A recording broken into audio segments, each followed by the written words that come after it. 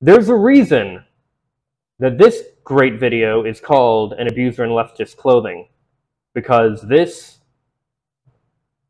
is where that really shines. But thinks it might be because a car was broken into one time and all that the people who stole stuff left was his debit card, which she already had permission to use to buy groceries and stuff like that. Lonnie also goes on to say that Xanderhal has refused to talk to him about any of this and claims that she was a master manipulator, also implying that she sold all the stuff that was stolen from her car for drugs. He demanded that she come home from work and pack all of her stuff, including her 13-year-old cat, into her Ford Focus and leave immediately, which is of course an absurd thing to ask someone on such short notice. She had to move out and couch surf and sleep in her car for a few weeks before she could finally go home, when she realized her room had been trashed and Xanderhal had left with her cat to go and live back at his mum's house. So she moved back into their old apartment and was obviously trying to deal with this sudden shakeup in her life, her happiness, her security, when Xander Man shows up without her cat and told her he was ending the tenancy on the apartment and she needed to move out and be gone the next day. Lonnie unfortunately was arrested while she was trying to find somewhere to live, as unfortunately she couldn't afford to pay the upkeep on the tags, which is vehicle registration for non-US viewers, on her car, and one of her friends had drugs on him when the cops pulled them up and she had to spend 5 days in a cell. When she... Alright, we're already starting with lies. So, again, I cannot recommend it enough. I cannot recommend it enough. Watch this video. It is amazing. Watch this video. It is also amazing. But let's break this down.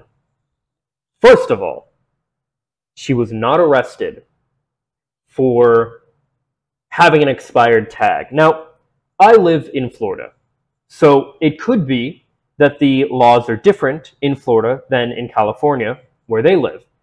So let's give the benefit of the doubt here and see what happens if you...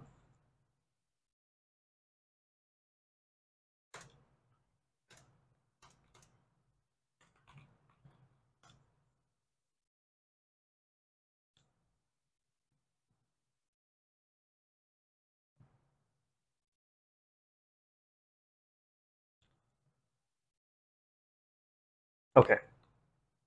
Better way to put this.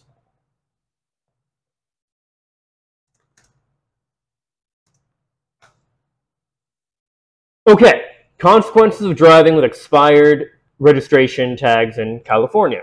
The officer may impound your car and issue a criminal traffic violence if you receive repeated expired registration citations over a period of time. You could possibly be facing incarceration. So it is not a, hey, I missed the ability to pay to get new tags, so I got arrested. No. First, your car gets impounded. Then, if it needs to escalate from there, you go through all of these other different steps before you get to the final point of incarceration. I looked this up a while ago, too, because actually, I knew somebody, my mom actually didn't have her tag. She was like, oh no, I have it, it's expired. I'm like, I'm gonna get arrested. Like, no, you're fine. Like, that's the kind of, so I look it up and I find out, oh, okay, no. But like I said, I live in Florida. So does she. Most of my friends and family live in Florida. Because of that, want to give the benefit of the doubt as far as does this apply in California? Turns out, yes, it does. But why, then, would DJ Mule here, who's so honest and good faith, why would he possibly lie about this? Why would he say that this is why Lonnie got arrested when it seems that maybe, just maybe, there's something else going on?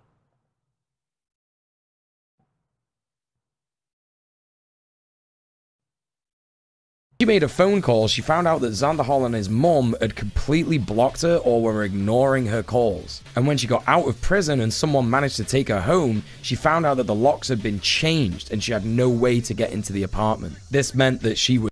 Alright, again, again, I cannot recommend watching his actual video on all this. But the reason the locks were changed is because they were getting evicted. And he, in order to not have an eviction on his record, had to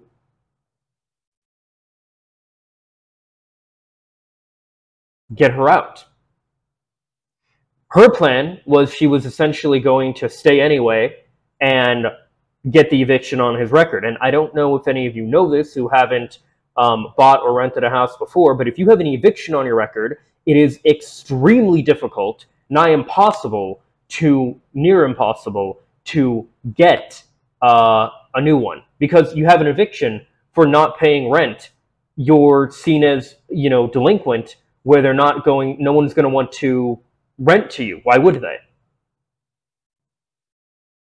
So it's pretty important.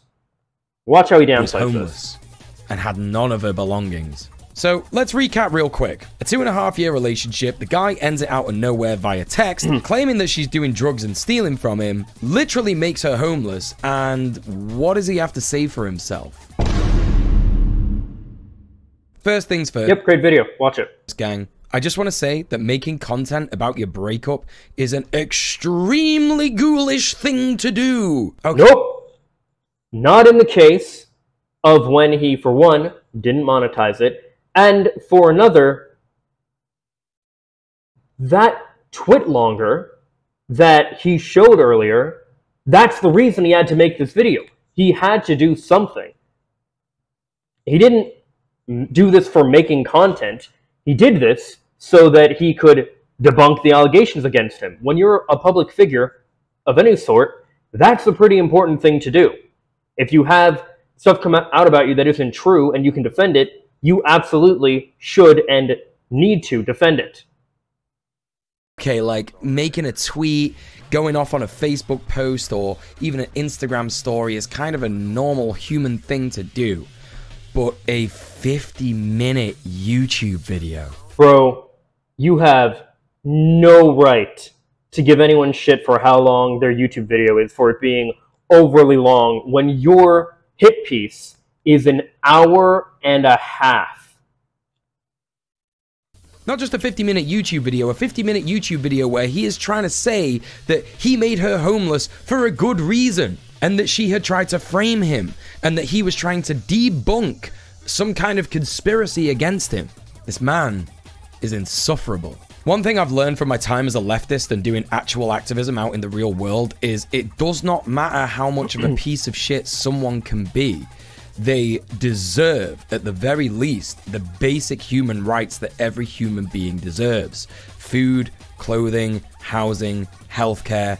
Xanderhal reaching so far into the depths of his cruelty to render his partner homeless is just something that is so sickening to me from so many different angles. It was genuinely hard for me to go through this video, just seeing how smug and comfortable he is, all the while safe in the knowledge that he is going to be fine, and his ex-partner is going through one of the worst times of her life. He starts off in this video by saying that early in the relationship, when he moved in with her, they had a trad-con relationship. Now, for those of you that don't know what this is, this means that this is where the man does all the money making and the woman does all the chores around the house, the cooking, the cleaning, something that's known as reproductive labor, because it's normally women in society that have done this thanks to the patriarchy. Remember how he keeps using buzzwords like this. He's going to keep doing it. This is just like a kind of gross dynamic where he has all the power to begin with. But I gotta say, if a couple consents to this and it's something that they're both happy with, then that's absolutely fine. Like, if you have a trad-con relationship like this and you're both safe in the knowledge that you are fine with it and you do not feel oppressed by this, cool, go for it, go for your life. Who am I to say what's right and wrong in a person's relationship? If that works for you, cool. That much I agree with. On a side note, yes, I don't believe that men always have to do, you know, the thing like working while the woman, you know, takes care of the kids and stuff like that. But if they want to, they can. If the man wants to stay home and the woman wants to be the breadwinner, she can. If it's a, you know, homosexual or someone is non-binary in their relationship or what have you, like, whatever, you know, do what works for you and your relationship, because It's your relationship. But it does not sound like Xanderhal had a very good knowledge of boundaries and consent when it came to this kind of relationship.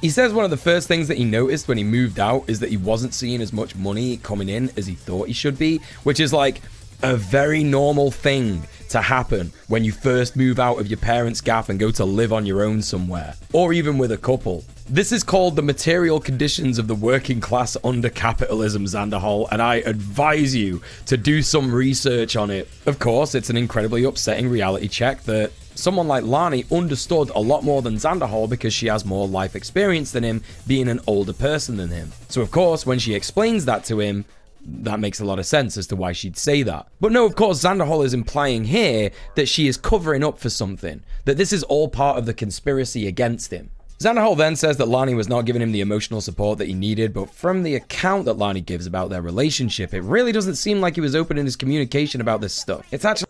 I want to point this out again real quick. Notice how he keeps showing clips from Xan talking, but he's not actually playing the audio of what Xan is actually saying. Really sad to read this, but here it is. I'll admit that since I started working outside the house, I haven't been as good of a girlfriend to Alex as I'd been in the 2 years prior.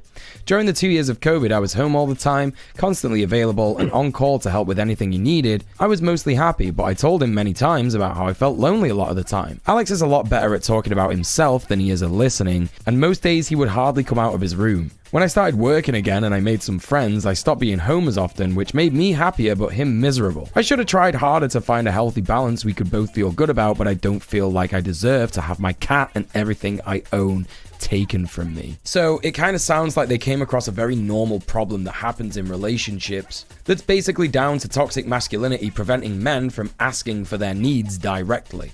What is a... Give him credit where it's due.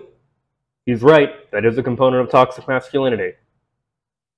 But I don't really think that's what was happening here. A little bit more sickening in this situation, though, is that he says the only reason that he moved in with Lani was to escape a living situation with his parents. My living situation with my parents eventually just got too toxic for me to continue being happy and making content, and I decided that my best course of action was to move away. And so I did. I moved all the way across the country to Palm Springs, California with Lani. Which is, and I will die on this hill, a fucking terrible reason to move in with someone. It's a great reason to move out on your own, absolutely, but you should not be moving in with someone else just because of that.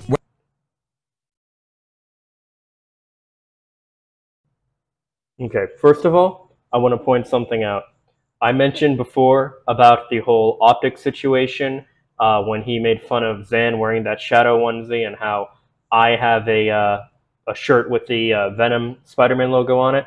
I want to point that out because it's fun. See, I have that, so if you want to give me shit for being dark and edgy just because I'm wearing this shirt, by all means. But I want to point that out because it's a kind of a little fun thing before I really kind of rail into this, because this strikes me on a very personal level for a multitude of reasons. And I think this is the key point when watching this for like the 7th time that I realized I really need to make, well, videos, apparently, myself on this topic. So, first of all, I want to point out how, let's point out the fact that if,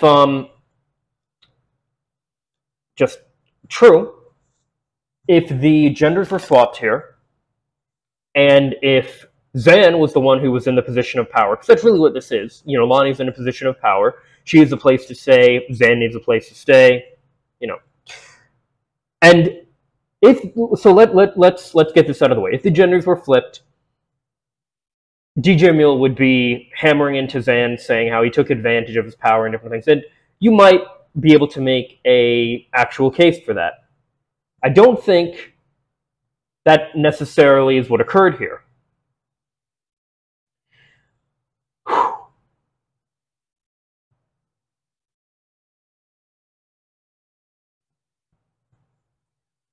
Throughout pretty much the entirety of 2016 and a little bit before then, tensions were growing between myself and my parents, mainly my mom. And while we have a really great relationship now, we're like really good friends now, it wasn't that way a number of years ago. A lot of this, of course, was due to the fact that I was just growing up and I was naturally kind of, detaching myself from my parents, but we butted heads more and more, and she was also in a bad relationship with my dad, which brought out the worst in her, and she brought out the worst in him too. And, there were a lot of things that were really negative about how she behaved, and definitely a lot of kind of narcissistic tendencies and such like that were very hurtful on me growing up. So I had moved out of my house like 4 times throughout the year of 2016. I left like 4 different times. I left on my birthday when I turned 18. I left when Christmas Eve,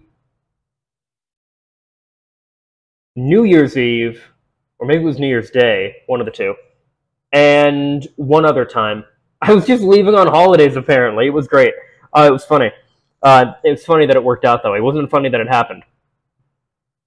But I was in a very toxic living situation for myself. Wasn't abusive. I don't know the specifics on what Xan went through, but from what I understand, it was pretty bad, and his mom was actually abusive to him. Wouldn't say my parents were ever abusive to me, but there was definitely high tension, and it wasn't healthy for us to be living together anymore. So in 2017, I officially moved out, and I moved out with one of my good friends, who his mom basically rented out the house to us. And we stayed there for a while, and it was a good time. I didn't move in with a partner or anything, although I did have a few partners in between this time as well. And I'll get to those in a moment too. But I want to point out first the not level of desperation. Someone can be at a huge level of desperation, but just when somebody is in that position where we need to move out for the sake of our own mental health, and hell, even the people around us, like our family. I was starting to see my family, especially my mom, is like such a horrible person, and she's not. We just clashed a lot because of the way that we were living together and stuff like that, and just weren't understanding each other. A lot of it had to do with her mom as well, who was living with us at the time. But the point is, toxic relationships and toxic families absolutely do happen, and there are times where people need to get away from them. While it is true that that isn't a good reason to move in with your partner, if you and your partner are already thinking about moving together, living together, and this is already something you're wanting to do, it isn't out of the realm of possibility. It's not like a super outlandish idea. I had a partner at the time I was actually engaged to her for a while. We'll get to that, where I was going to move up to her state and live with her. And that didn't happen, and we'll get to that. But I wasn't going to leave necessarily because of my home situation, but that definitely would have been a factor in moving. And I think for Xan, it was similar. It was because he doesn't say like I moved to get out of this. He says, my home situation wasn't good at the time, and they were talking about moving together anyway, so he moved across the country to live with her. That's fine. That's valid.